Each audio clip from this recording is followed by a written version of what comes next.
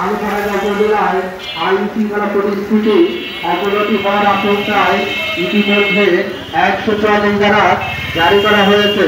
সকল ধরনের সমাবেশ মিছিল মিটিং নিষিদ্ধ ঘোষণা করা হলো। কোনো ধরনের তৎপরতা পরিলক্ষিত হলে আইনগত ব্যবস্থা গ্রহণ করা হবে।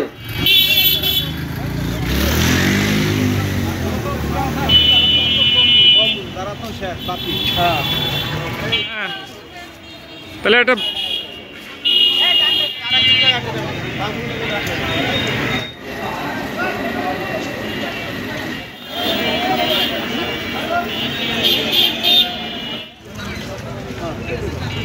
আরে উপর